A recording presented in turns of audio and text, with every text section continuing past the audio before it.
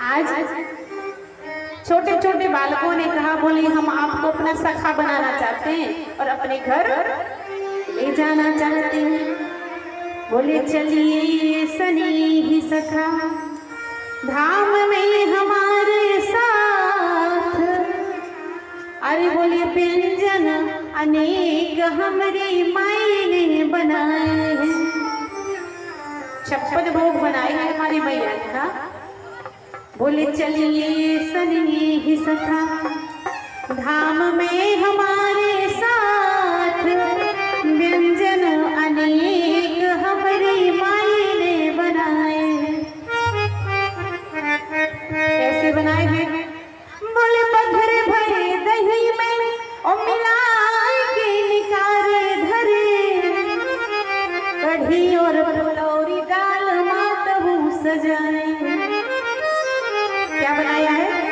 कढ़ी फुलौरी और दाल बनाया है। सो लक्ष्मण जी ने कहा तो भाई तुम लोग जाके खाओ ना यार, हमको क्यों परेशान कर रहे हो? अरे बोले चलिए सने ही सका चाखिए कछुक सोई जो, बस पाइए कछुक सोई जो आपको सुहाए है, आपको सुहाए है। माया बहुत कुछ बनाया है हमारी माँ ने, आपको जो अच्छा लगे थोड़ा सा चख लीजिए तो हम लोगों को संतुष्टि मिल जाएगी। है? देखो जो भक्तों का भाव होता है, जो परमात्मा प्रेमियों का भाव होता है, वो यही होता है कि परमात्मा बस भोग लगा ले तो हम तक। बालकों ने कहा जो अच्छा लगे थोड़ा सा ही टेस्ट कर लीजिए। गोसाई जी ने कहा कितना प्यारा दृश्य है भक्त और भगवान का, क्योंकि जब प्रेमी और प्रेमानंद मिलते हैं तो ऐसा ही होता है। प्रेमियों में प्रेम का, परमात्मा प्रेमियों में, संसार के प्रेमियों की बात नहीं कर रहे हैं। प्रेमियों में प्रेम का तरंग रंग चढ़ता जब, प्रेमियों में प्रेम का तरंग रंग चढ़ता जब, प्रेम को बिहाय और दृष्टि नहीं आता है। प्रेम का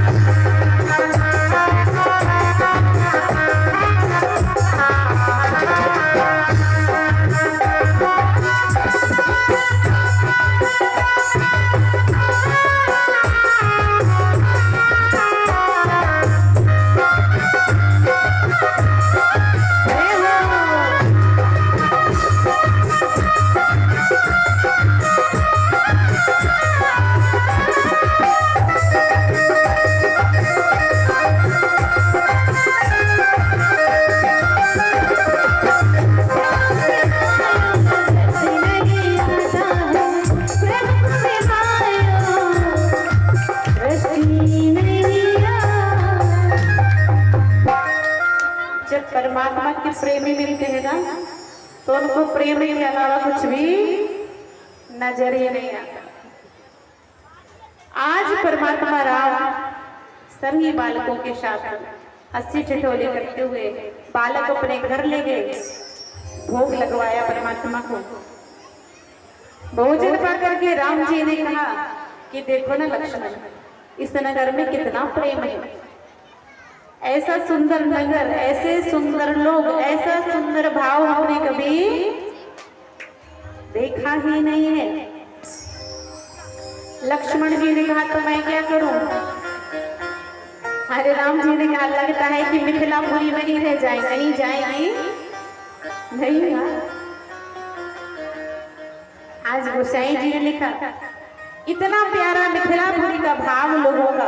अब एक जगह से भोजन करके निकले राम जी, थोड़ा सा आगे गए तो कुछ 4-5 मैया लोग आई और पकड़ के ले गए, और राम जी को छोटे से राजकुमार और 4-5 हट्टी कट्टी मैया आई और पकड़ के ले गई अपने घर। राम जी को कैसे पकड़ा? उचंगा, उचंगा समझते हो? मतलब किसी ने हाथ पकड़े और किसी ने पैर पकड़े और घर ले गए। माताएं ले गई और बोली महाराज भोग लगाओ। राम जी ने कहा अभी बाकी आई है, पेट एकदम फूल है। बोले ये सब नहीं चलेगा, फिर से भोग लगाओ, हमारे यहाँ पाओ। राम जी ने उनके यहाँ भी भोजन पाया। जब खा के बाहर निकले ही थोड़ी देर आगे चले सो फिर कुछ मैया आई और जबरदस्ती फिर ले गई। राम जी ने कहा कि आज तो पेट लास्ट हो जाएगा हमारा, इतना भोजन मत कराओ मैया, अभी तो ससुराल है हमारी, आना जाना लगा रहेगा, बाद में करा देना। कितना प्यारा भाव है मिथिलापुरी के लोगों का। सब लोग राम जी को भर भर के नयनों से निहार रही हैं, प्रेम कर रही हैं, दुलार कर रही हैं। अब हुआ क्या, जैसे हमारे राम जी जा रहे थे नगर घूमते, तभी राम जी के शरीर में दर्द होने लगा। आप लोग कहोगे कि राम जी के शरीर में दर्द क्यों हो गया? क्योंकि भाई राम तो परमात्मा है, आप लोग तो यही कहोगे ना, परमात्मा को थोड़ी दर्द होता है, दर्द तो हम लोग को होता है, क्योंकि हमारे सर पर गृहस्थी का भार है। आप लोग यही बोलते हो ना कि गृहस्थी का भार है, बहुत कष्ट है जीवन में ना। राम जी को किस बात का भार? गोसाई जी ने लिखा, राम जी ने लखनलाल से कहा लक्ष्मण देखो ना, इस नगर में कितना आनंद है, कितना प्यारा लग रहा है, लेकिन मेरे शरीर में कुछ भार है, शरीर में कुछ दर्द सा हो रहा है। लक्ष्मण जी ने कहा वो किस बात का?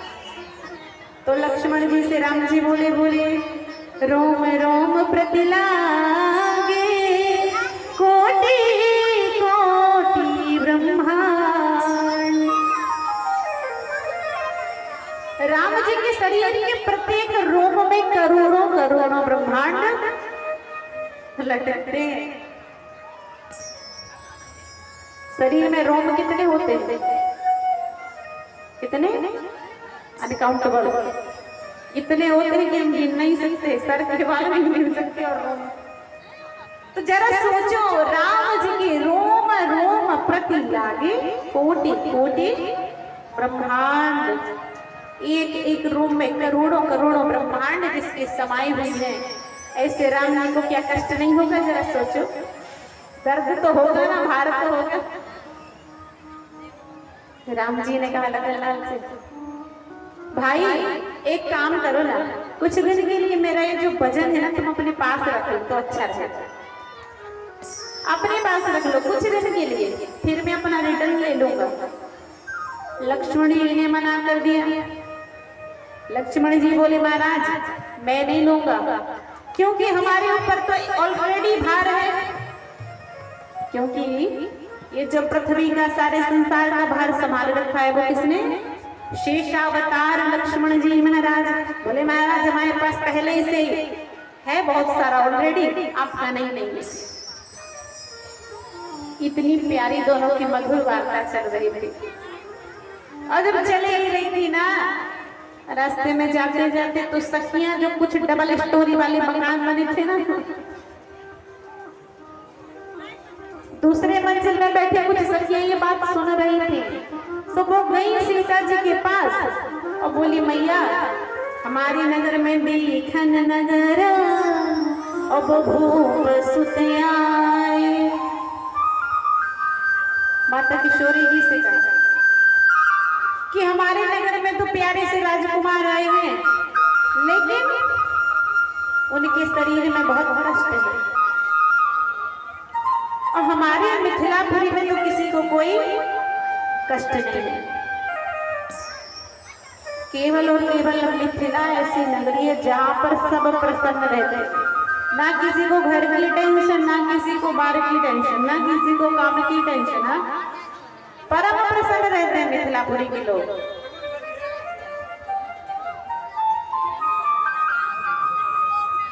अब यहाँ पर तो अपनी राम कथा चल रही है, इन लोगों का अपना चल रहा है।